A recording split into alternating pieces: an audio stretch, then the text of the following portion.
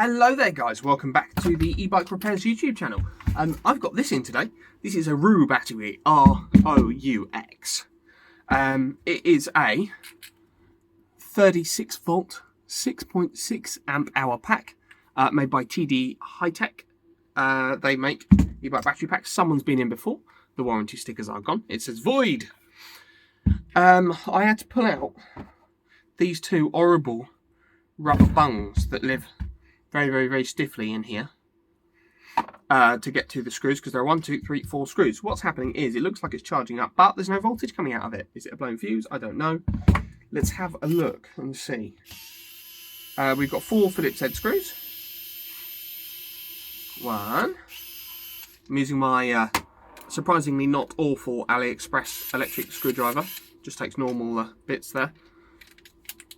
And I think I've got a whole video on opening it. I say a whole video, it's not very exciting. I'm opening a screwdriver, but there's a video if you want to see it. The video has an affiliate link in the description. Get my whole 3% on that. Very exciting. But yeah, we've got 2 end caps that are just about identical, except this one's got discharge ports. That one doesn't have discharge ports, it's got the locking place. The charge ports up this end as well. So hopefully the whole pack will slide out of this end. It's not all filled with silicon. So we've got discharge positive, discharge negative, and I don't know what they're for. I guess I'll find out in a minute. Right. Oh, screw. Get out. There we go. Right, we've got... Are they used? They are used. Look like communication ports for these.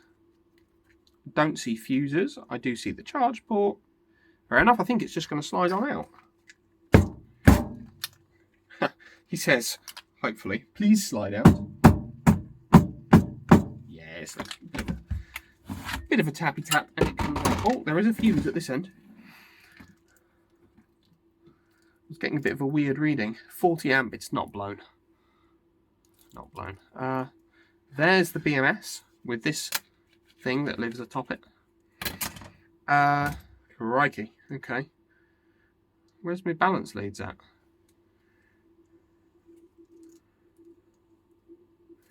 I see that they exist. They go round and they go. Someone's put lecky tape all over this. That wasn't me. I didn't do that. That's the classic. Oh, my mates looked at it and said it's a BMS. What we've got going on there. Oh, my bin is full, it's overflowing. Where do my balance leads go then? Round there, up here. Ah, there we go. Up to there. Temp sensor 1 and 2. Not stuck on anymore, I think someone's been in here, yeah. But how many balance leads have we got? 1, 2, 3, 4, 5, 6, 7, 8, 9, 10, 11. That's good, that's the amount I want to see. Means I'll be able to check all the voltages from here. Which is lovely. Make sure I get my meter in frame for you so you can see it. And I'll have a little measure, shall I? Black one and red one, I'm assuming they're the right way round. They probably are. There's not a lot of room to poke at any of this, is there? I can't even see the end. I might have to try doing it via the pads on the back of the connector there. It's too small, otherwise I have to have my head like that in the camera and you'll all be looking at the scabby back of my head. No one wants that. Let's see. What do we think they go to? There and there, maybe? Oh, there you go, 37 volts. Who knows? See if I can come in sideways, that's it. Oh. Tripping over a bicycle on the floor here. Right. U to U. 37 volts, so it's not fully charged even though the charger thinks it is. 3.7. 3.7. 3.7. 3.7. 3.7. 3.7. We're getting the idea here, aren't we? 3.7. 3.7.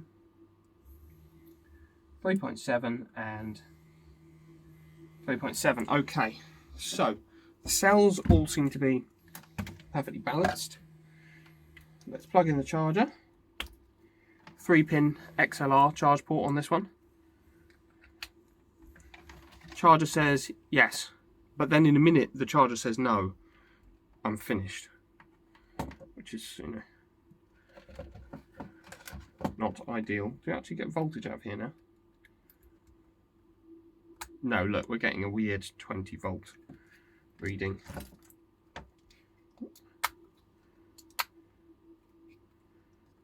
There's no voltage coming out of that. The charger does think it's charging it, but not a lot really happens. So what's wrong with the BMS? Can we see anything obvious?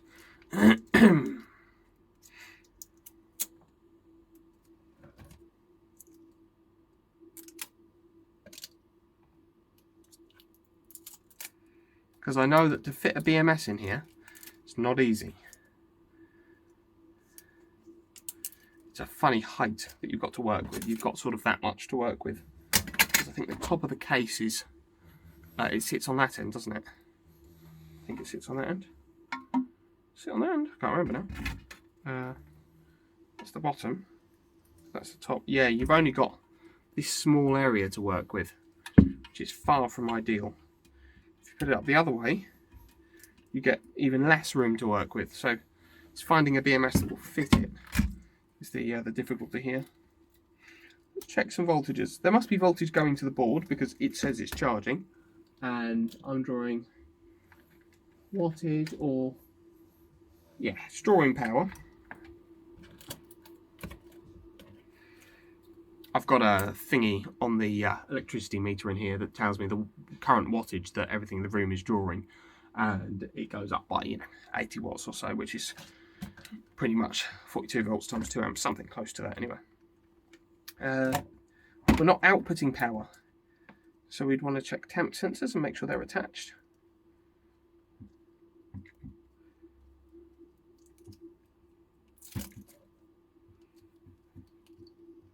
The normal culprit for things like this is a ripped off temp sensor.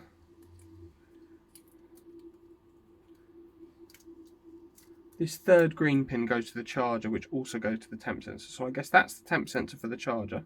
So if that was undone, it probably wouldn't actually take a charge in the first place.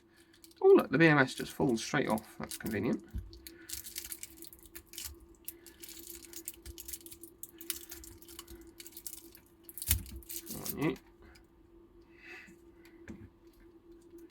I don't see any horrible burn marks or anything on the back of the board. Everything looks good.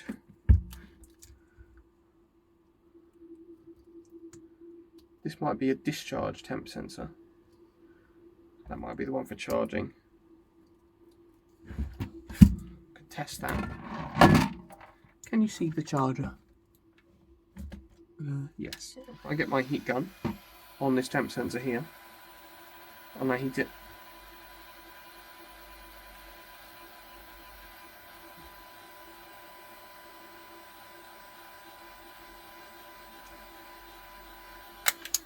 Okay. Charger flashes red because it's unhappy that it's got hot on the temp sensor there. So that'll be the one for the charger. This will be the discharge one. I'm sure if it wasn't slathered in silicone, I could measure the value and see what it's giving. So I'm going to heat this one up. It's charging again now, and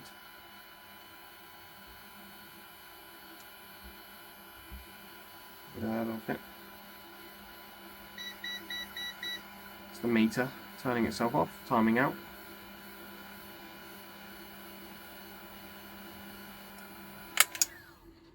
That has finished charging, interestingly. I don't know if that's actually to do with this or what, but it says it's finished charging. Might have been to do with this.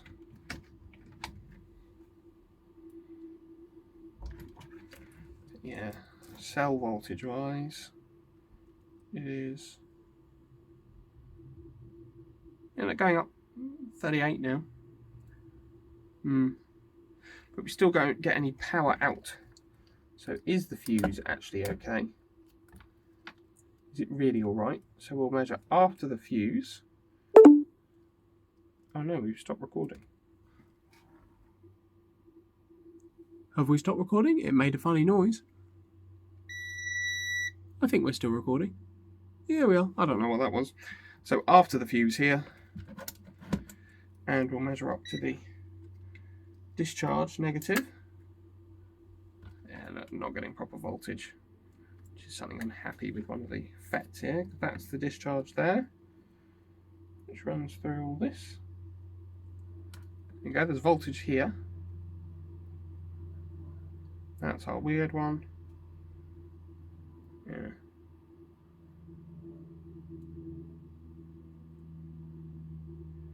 So the MOSFETs say no. Why do they say no? Because something up here is saying stop, and they're not activating them.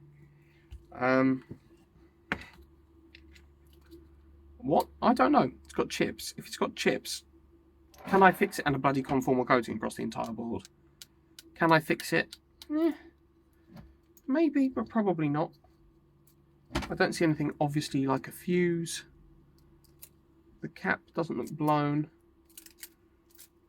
Measuring resistors and stuff is just going to be a huge pain in the backside through the conformal coating. It's more likely worth just trying to squeeze a new BMS in here.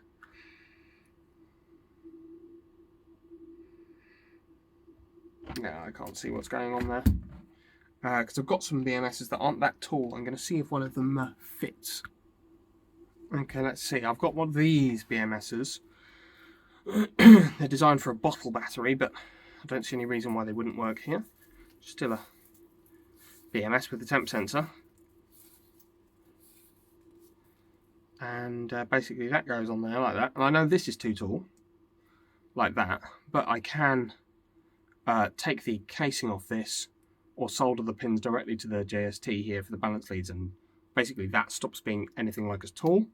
It'll be more like that tall, almost as tall as it is now, but not quite. These little guys. And see if that fits instead. I don't know. I think because we've got MOSFETs on each side of the board here, we're going to struggle with fitting this. It might go, but the components are going to short out on the alley here. So I bet that's really tight up against it. I suppose the way to do this would be to remove the existing one. There, look, I can remove some of it. And then put that one on there. See if that looks like there's got any chance at all of fitting in the space we've got available. Not with the wires, of course.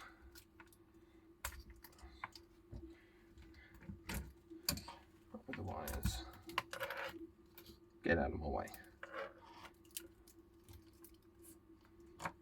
Well, these will still have to come past. There's no way I can't have power wires. So I guess they've got to stay in place anyway. Have to sit something like that. Obviously everything should get insulated in between, that's fine. Do you look like you're going to fit? So you out of there, you in there.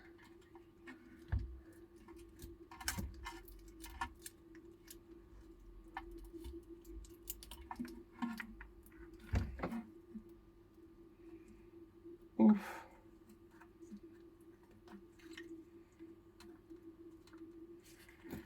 Will it go?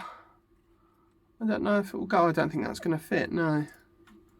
It's just too much of a squeeze past this temp sensor. It's too tight. I'm not happy with that. Shall have to look for long, thin BMS solutions where the components are more spread out like that, perhaps. Why they make these things with so little room inside them, I don't know. It's awful. Don't know if we've got any extra length we can work with. Nope, it's as long as the thing. Great. Fantastic. That's a problem for someone else. Well, it's a problem for me another day, I suppose. Basically, if you get one of these with a dead BMS, nothing's going to fit.